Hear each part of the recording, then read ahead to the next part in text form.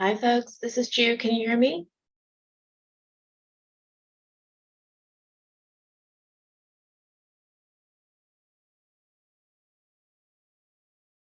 Okay, great. It sounds like people can hear me, but I can't seem to hear anything.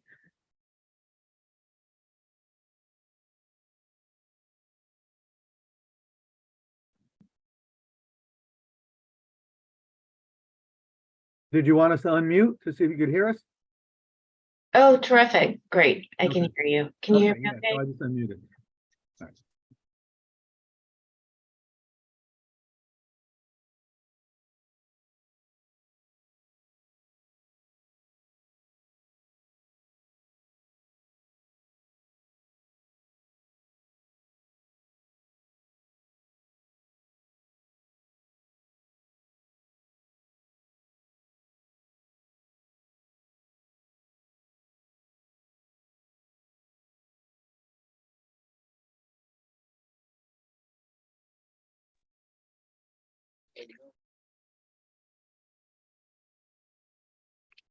Hello, can you hear me?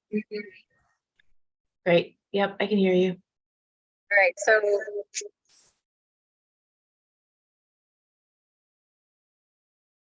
if you want to go ahead and get started, we're going to try to work through the issues on our end. Okay, that sounds great. Thanks so much, Katie. And I don't know, do you have the slides or should I share my slides? Okay. Maybe there's a bit of an echo. Hi, everyone. I'm Jian Chang. I lead the child wellbeing work at the Doris Duke Foundation. And I think there's some echo. I apologize that I couldn't be with folks in person in Kentucky and to any of the technical difficulties. Katie, do you want me to go ahead and share my slides, or are you guys going to share it from there?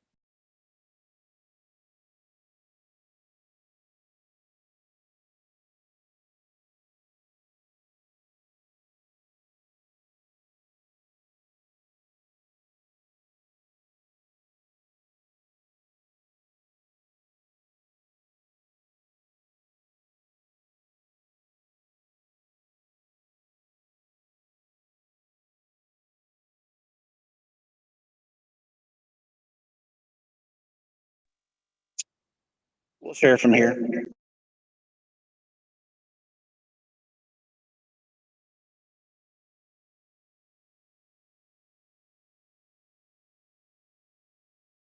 Okay, so I'm gonna, for the benefit of people on Zoom, I'm gonna share my slides and then hope that the folks in the room are also following along. Why don't we just try it that way, and feel free to shout out and tell me to stop. Oh, well, I can't share my screen, so there goes that. Okay, let's see here. Can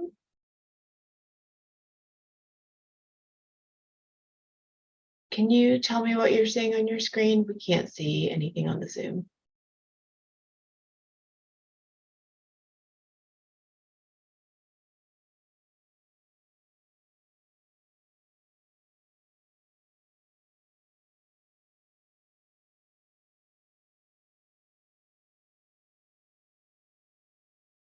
Perhaps, Katie, we should save me to the end while we figure out technical difficulties. I just don't want to hold up the entire panel.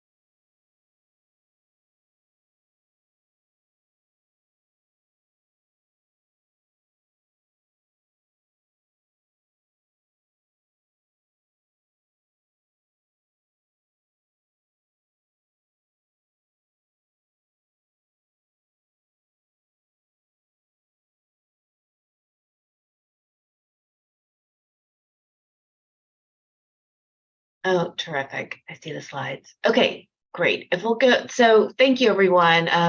Again, apologies that I couldn't join you in person, but we wanted to share with you a little bit about a new prevention initiative that we're getting ready to launch at the end of the year.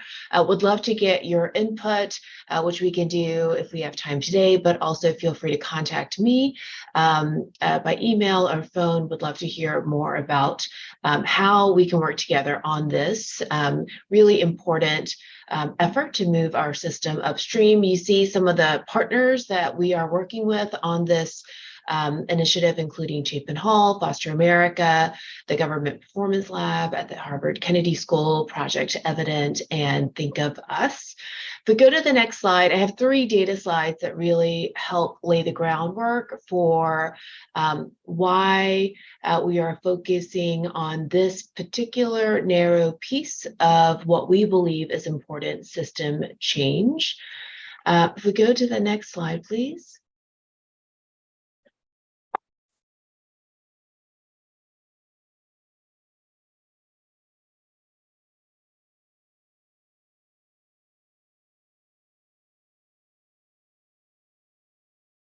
It's a slide before this one.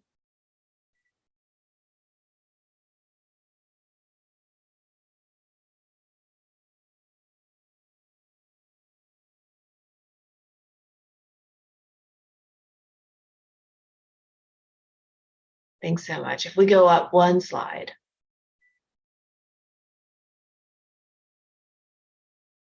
Terrific. Okay, so what this shows you is data from the National Report on Child Well-Being, Child Welfare, which describes who is coming to the attention of the child welfare system across the country.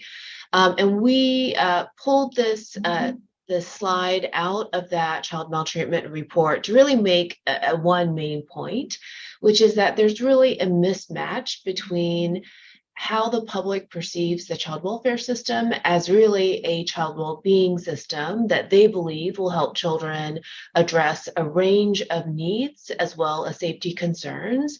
And that mismatch exists between what the public perceives, which is that larger system, and the way the system is designed, which is primarily as a system focused on identifying children at risk of safety concerns and those families that need the most intensive intervention that the system offers, which is primarily foster care or other coercive interventions that are very adjacent to the foster care program. And we think the numbers that are pointed out by the arrows are evidence of that, right? So we get far more calls into our system than our system actually does anything about. So at the first point of call, nearly half of all of those 4 million calls are actually screened out and nothing is done to help those families. And then as you move through key decision points that are really not designed to identify what families need and how to get them what they need, but rather identify families who really have serious safety concerns, you see that millions more children and families with probably some type of need are getting flushed out of our existing system. So we think that the system mismatch between what the system actually does and how the community understands it is part of our problem for a couple of reasons.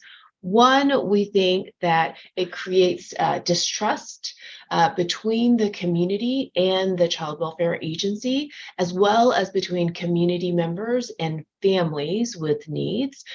So if you imagine that a teacher calls in a concern about a child who may be coming to school hungry or without clean clothes, they may call that concern into the hotline. And when they don't see that anything changes, they're either going to think one of two things, right? They're either going to think that that agency is not capable of doing its job, or they're going to think that that family doesn't want help even when it's offered. Both of those assumptions are misplaced, but they don't know that because often what happens after a call goes into the hotline is a bit of a black box. But most importantly, we think that the system mismatch or misalignment actually is most problematic because what it means is that millions of children who do have well-being needs are not getting those needs addressed. And a certain percentage of those children's needs will continue to grow until it turns into crisis. And then we offer them the one service or one type of intervention that we rely on, which is foster care or type of foster care adjacent surveillance for the family. And so we want to think about how do we address that system misalignment or mismatch. Next slide. So what kind of implications does this have for issues that I think we all care about, which are racial disparities in the system? This information comes from a combination of federal data as interpreted by Casey Family Programs, where I worked many, many years ago. So thank you to them for sharing this information. One of the things that the most recent child maltreatment report showed was that disparity begins much earlier in the child welfare system than many of us may be thinking about, right? We think about how disparities show up in the foster care system, who's in care, and also who's aging out of care. And those are important moments of disparate outcomes. But what the data that child maltreatment report pulled showed was that one of the greatest areas where disparities show up is in the screen-in decision.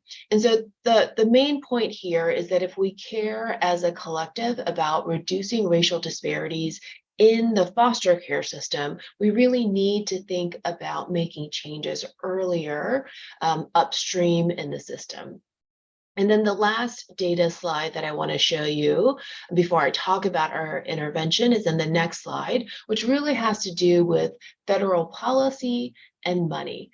5 years ago, as most of you know, Congress passed the Family First Prevention Services Act, which was in response to decades of advocacy that the system, by virtue of only funding foster care as an open-ended entitlement, was really creating this foster care system rather than a child welfare, child well-being system. So FFPSA, although not perfect, was landmark legislation in that it did, in fact, open up an entitlement program to pay not only for foster care, but to pay for prevention services as well. Now, the idea of that was that you get what you pay for, right? So if you only pay for foster care, you only get foster care. If you start paying for prevention, then you start to see a prevention-oriented system as well. Unfortunately, 5 years after passage of that legislation, what you see is this reality provided to us by the Congressional Research Service, which shows us that 5 years after passage of Family First, we still are funding pretty much exactly the way, funding the system exactly the way we were before passage of this law. Everything other than the small purple box in the right-hand corner still goes towards punitive, coercive investigations, family separation, and all the things that happen to kids and families after removal from their home. Now, I believe that this is not based on a lack of will from the child welfare field. It's not a lack of will from communities and families. I think we collectively do want a different system. But what I think is happening is that there are structural deficits or barriers that are making it difficult for us to actually tap into the prevention dollars within the system. And in part it's because we've had kind of a calcification of the old foster care infrastructure.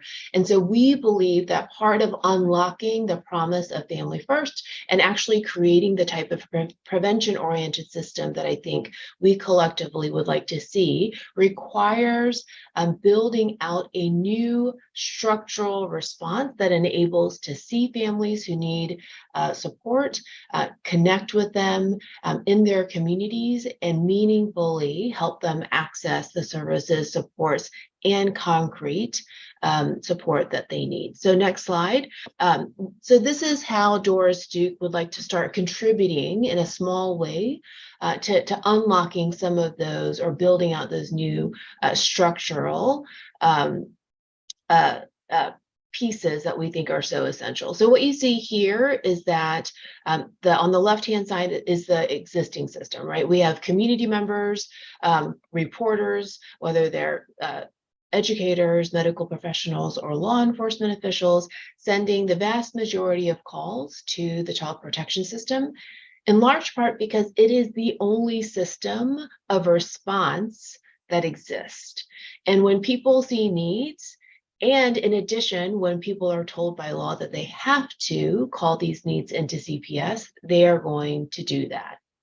Now, it isn't that there are no community-based prevention services out there. There are actually quite a few. And my sense is that many of you have probably worked with, studied, evaluated many of these programs in your communities. What's lacking, however, is a systematic way for community members to help families access the right service at the right time when there is an open slot. And so what we are proposing is that we work with jurisdictions who recognize that this structural deficit exists and who want to build out a new system response out of CPS that helps families actually connect to those prevention services within their communities without ever touching the CPS system. Next slide. Now, this is actually building out a new system response, which we are calling a resource navigation hub, but really could be called whatever you want it to be called, and it could be housed wherever the community wants it to be housed. Is a new system response, and anything that is new, that is innovative, by definition, has risks, right? Because when you are building something new, you will probably fail your way to success, which means you will fail more than you succeed. Now, when you have a risky endeavor, which is anything that's innovative, and you combine that with the child welfare system, which is inherently risk averse, you have conflict, right? And I would challenge us to ask ourselves whether that inherent conflict between innovation and risk is part of why our system has stayed much in the same form for so many decades. Now, the question we asked ourselves with our partners was, how do we help generate innovation without creating a situation where the entire system collapses under the weight of risk? And so we looked at ways to think about designing a new system using a proxy population for those that we think could actually be served well, and testing out with those families and communities ways to ensure that we know actually how to make the system work for the right families in the right way. Now, if you think about who is a good proxy for this new system response, part of the answer we believe can be found in the inefficiencies of the current system. One of the data points I mentioned earlier was that half of all calls actually get screened out. And many of your research has told us that many of those screened out families are really not that different from families who are screened in. And so if we take a percentage of those screened out families who we know from data are at higher risk or more likely to come back to the attention of the system, but has already been deemed by the system as not meeting the basic safety thresholds that make them right for the current child protection system, what if we work with them and this new community-based resource hub to see how we can effectively connect people through mechanisms of navigation, engagement, and concrete support to actually get what they need so that they don't come back to the system. Our belief is that if we can test this new system response with this proxy population and show that families are safe if not safer than they would have been under the old paradigm, that it is cost effective and certainly not going to break the bank, which is always the fear of a prevention oriented system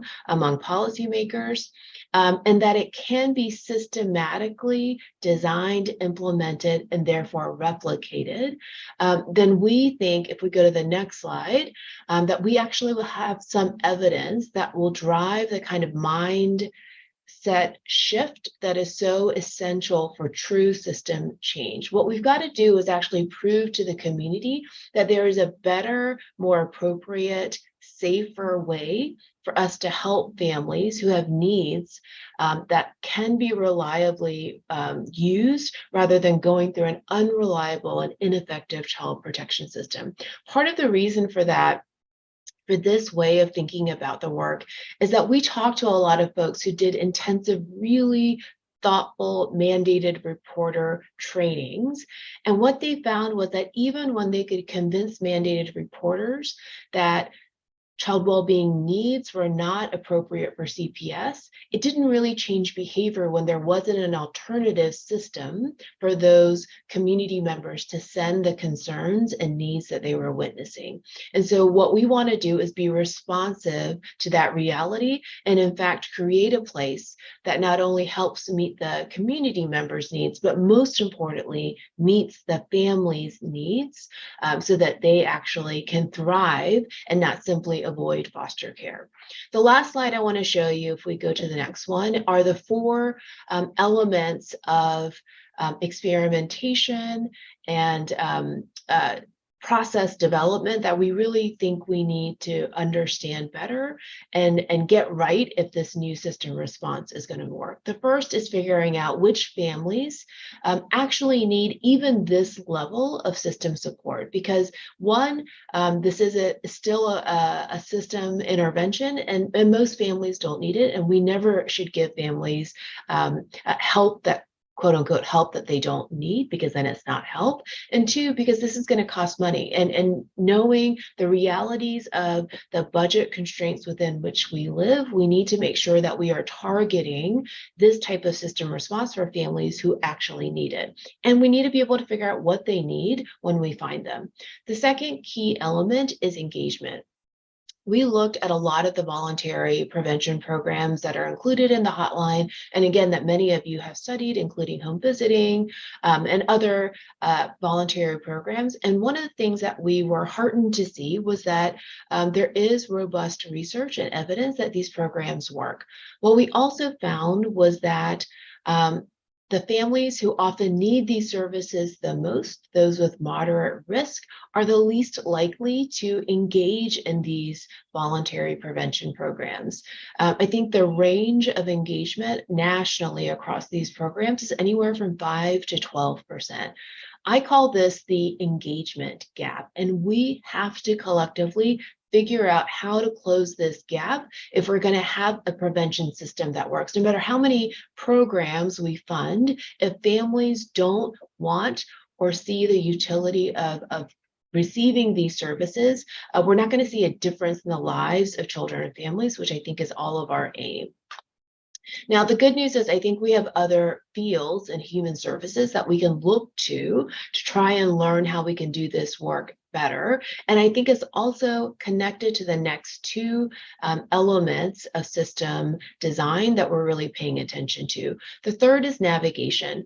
You guys have probably seen some of these like new animations that I think do a really good job of talking about the kind of hardship that families who live in poverty often have to carry, and that become this cumulative type of hardship or weight that often makes them susceptible to encountering the child welfare system and facing allegations of neglect.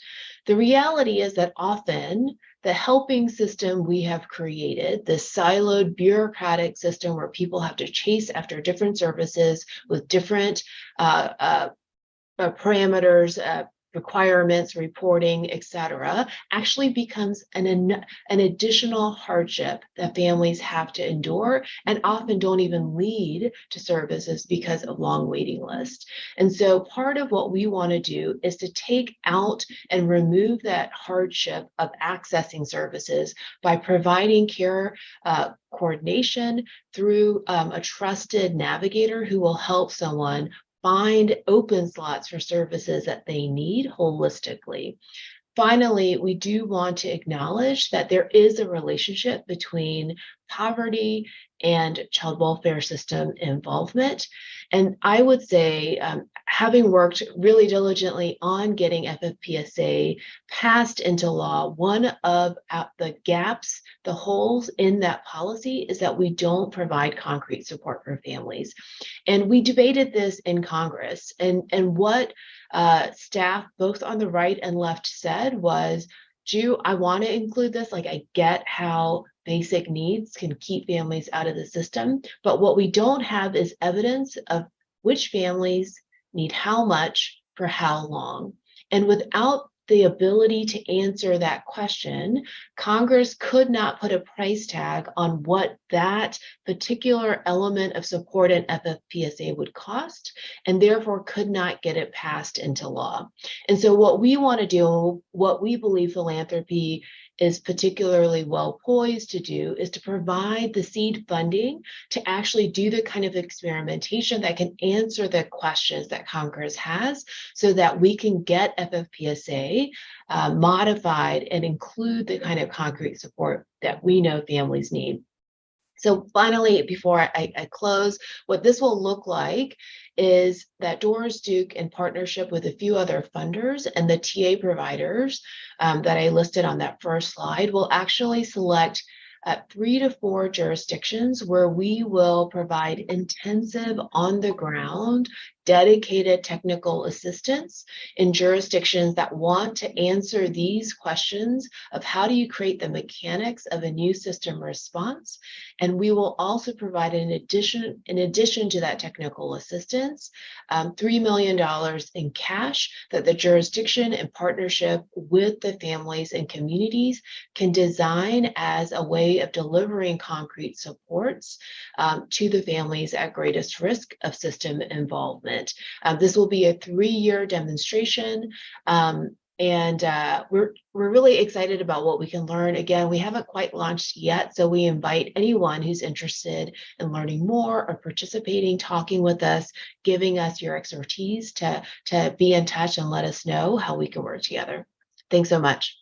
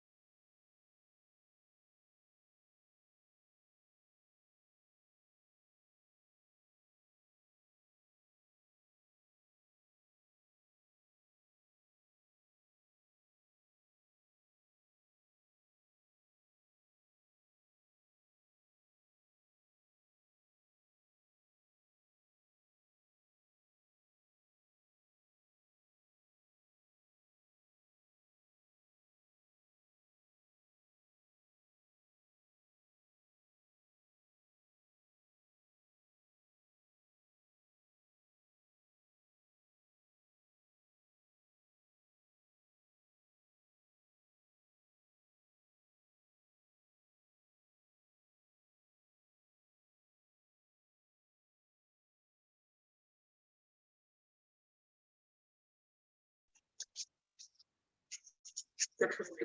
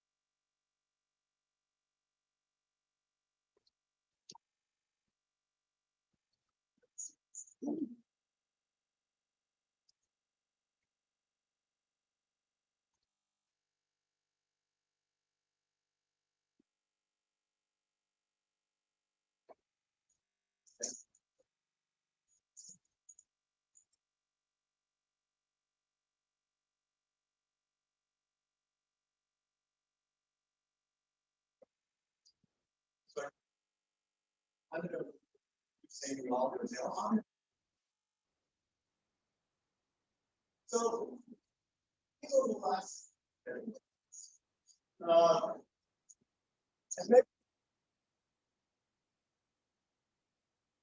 but there's and a lot of that work,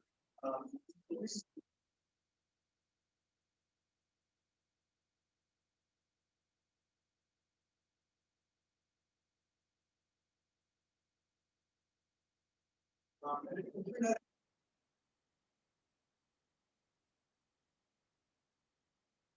And so there's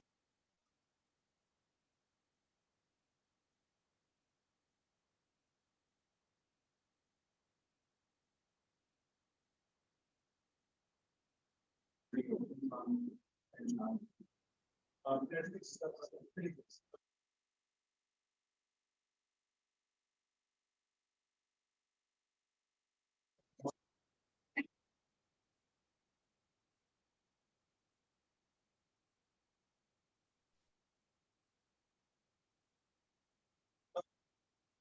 But I think the story.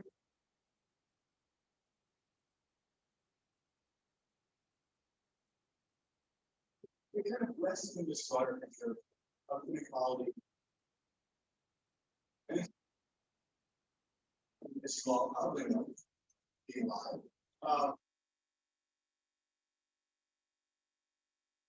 So you can see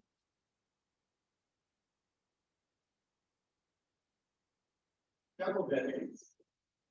Income inequality, not 1% old.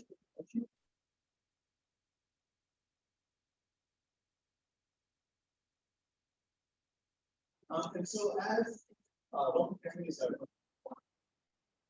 people more families have stagnated in this war. This seems recently the top 10 and 1% have most of the wealth in the United States. A lot of the 90% in general. And so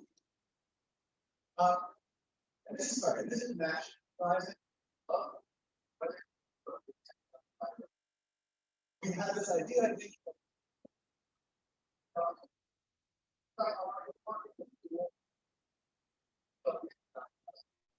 But in many ways, that's not the reason. It's very hard to start from the model. And it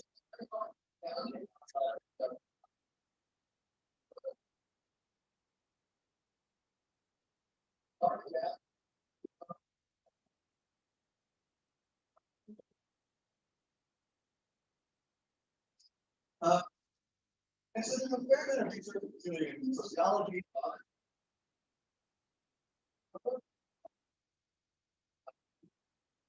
I think we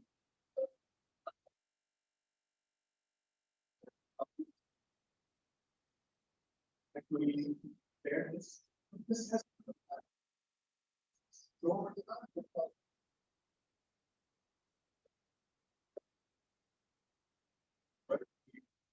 Congress, rich parents know that it takes a lot. And so they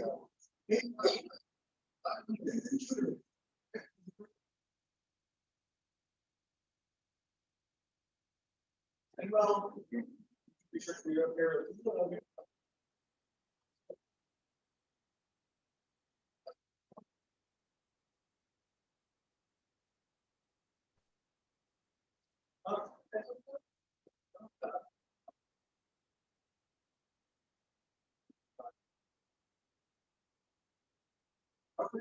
From the opportunity. So this project links IRS into actually a verify. looking at parents and their children. Their second, children, and then, so, they identify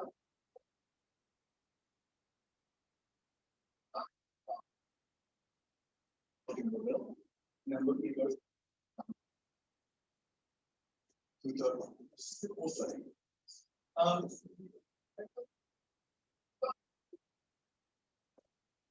We somebody costly is making the child not treatment. It's not the only part of that. Okay. And we know that we can help parenting practices. So, we know that does this have other types of parenting behaviors as well? It's possible. We can probably low mobility.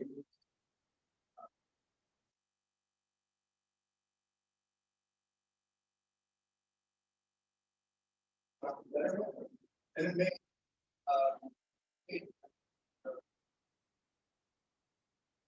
to make. So I'm going to talk about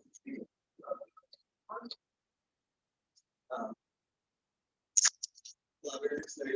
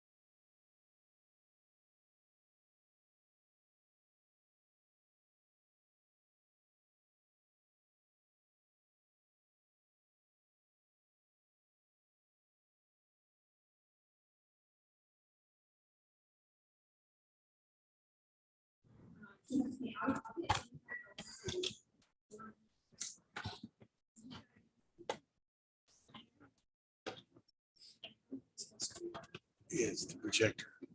And so we can see how parents with more resources would easily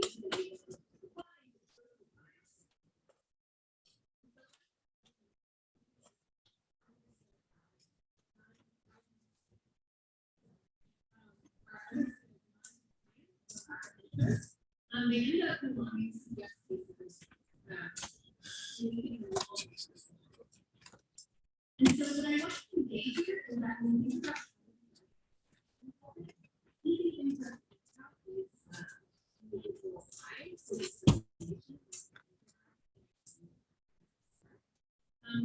really actually so much deeply embedded and all of our systems and policy are structured in ways that law person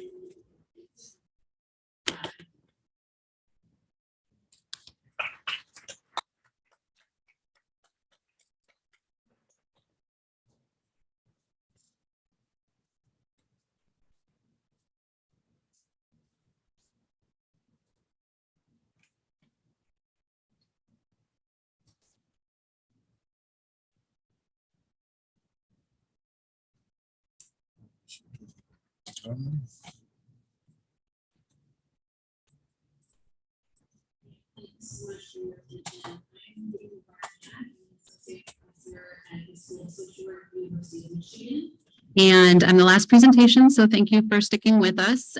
So I'll be talking about policies that are designed to reduce poverty and their effect on child maltreatment. So we started this conversation talking about some exciting new interventions that are happening through the Doris Duke Foundation, and we'll be capping it, looking at some of the research surrounding these policies. So I apologize for those of you in the room with the flashing screen. Hopefully we can get that resolved, and hopefully that's not what's being shown on Zoom. So I don't need to say this again because it's been said in many of these presentations, but we do see this association between poverty and risk for maltreatment. So the research suggests that it increases the risk for self-reported child maltreatment behaviors, as well as involvement with the child welfare system. So when parents have difficulty making ends meet and meeting their children's basic needs, we see higher levels of stress, and we also see higher levels of contact with mandated reporters. So we see increased surveillance and increased contact with the child welfare system.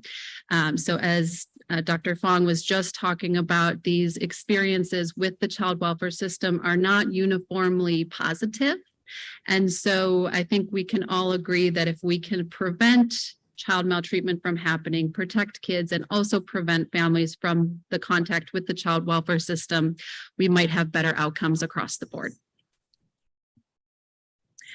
So in the United States, unfortunately, we have what I would say is not a robust social safety net.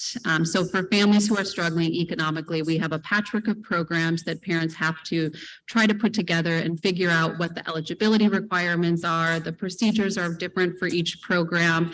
The requirements are different for each program. And so trying to figure out and manage those different programs can be very difficult for low-income families to try to be able to meet their children's basic needs. Despite all of this patchwork and lackluster system, there is promising evidence that the programs, I'm doing a poor job of changing slides in two places, sorry. There is evidence that the anti-poverty policies that we have are effective at reducing child maltreatment. Yesterday, Dean Miller encouraged us to think about not just the problems with the system, but how we can make change, how we can bring this to action. And so the system that we have been living with is not the system that we have to have, right? We can make changes. We can do a better job for children. We can use our existing programs to try to increase take-up of benefits. We can advocate for better policies. So the promising evidence out there, there's a lot of it. There's a lot of folks who have been talking about this for many decades. And I was talking with Dr. Lanier about how we're sort of having a moment right now in terms of economic supports where people are talking about this. So it's very exciting for us. But the research has been going on for multiple decades. So there is research to suggest that child support pass-through, which is when families get more of the child support that they are owed, is associated with lower rates of child maltreatment investigated reports. There's evidence that increased access to TANF, which is the Temporary Assistance to Needy Families Program, which is commonly known as welfare, is associated with lower rates of self-reported physical abuse. So not just child welfare contact, but parents self-reported physical abuse. There's also evidence that more families receiving SNAP, which is commonly known as food stamps, is associated with reductions in child protective services and foster care caseloads. So we do see promising impacts, even though our programs are not the best and are not very generous. We do see evidence that these programs are effective. So imagine what we could see if we truly invested in these programs.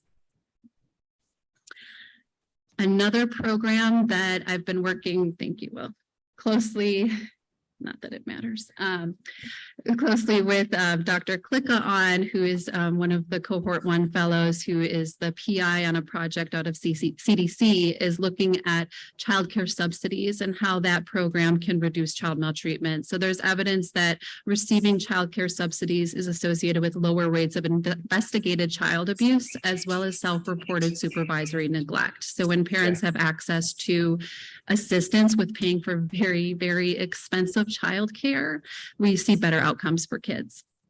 And then finally, the Earned Income Tax Credit is a program that is seen as the #1 anti-poverty strategy we currently have in the United States.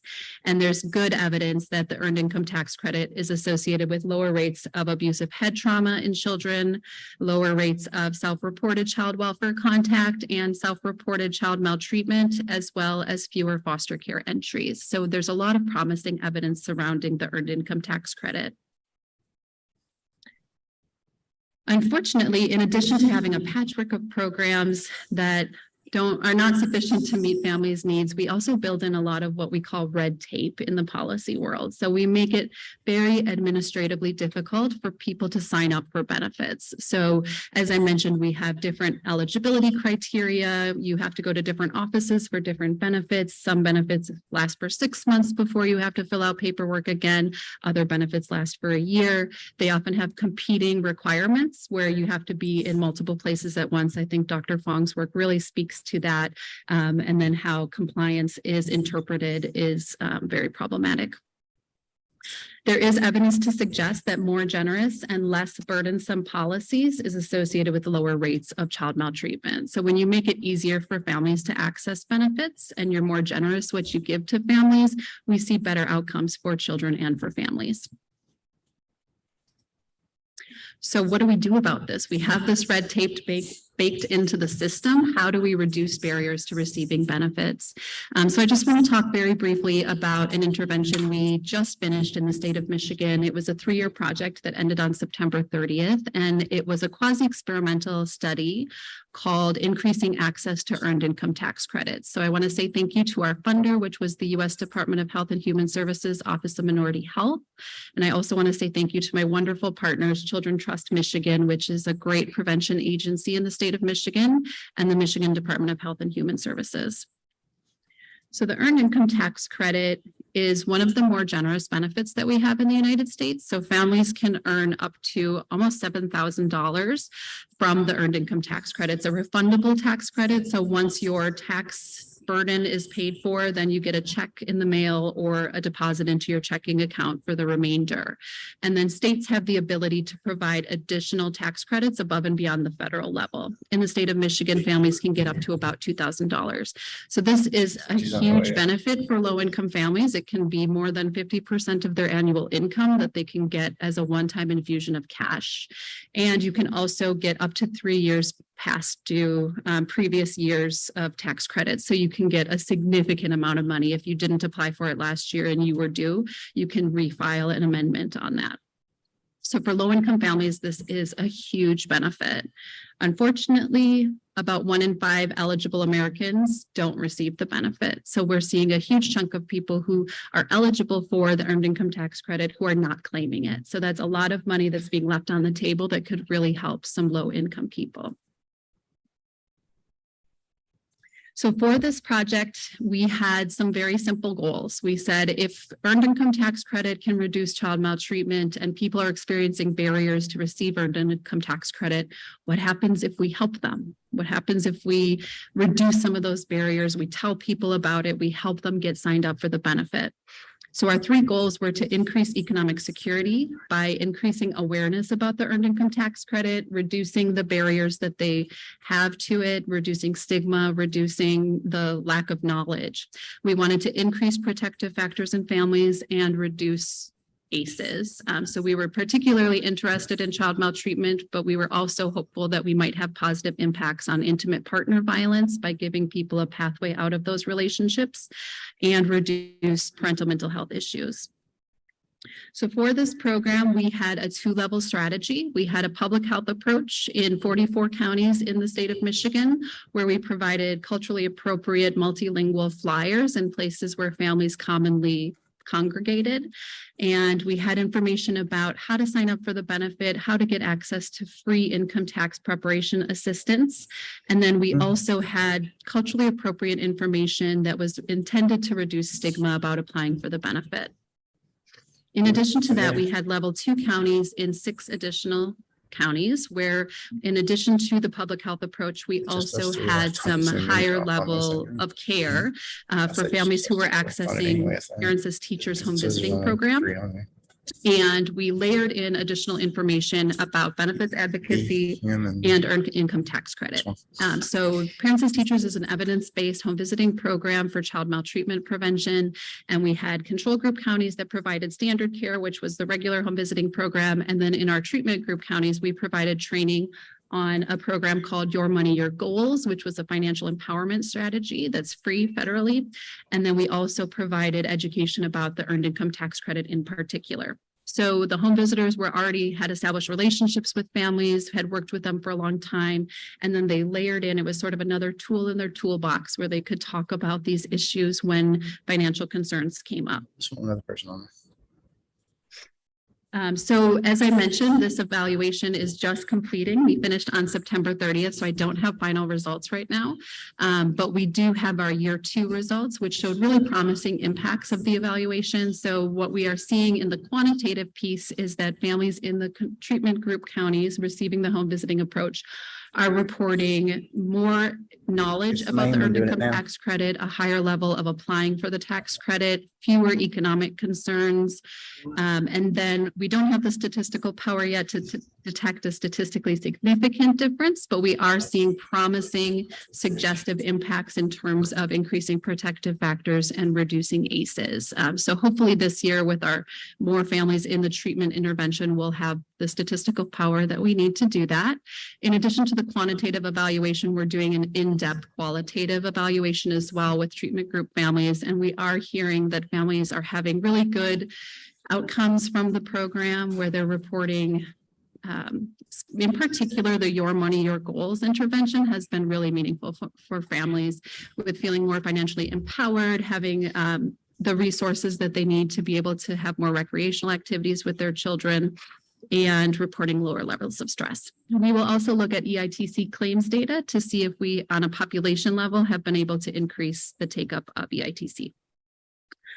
So I just want to say thank you to my partners, which is Children Trust Michigan and the Michigan Department of Health and Human Services.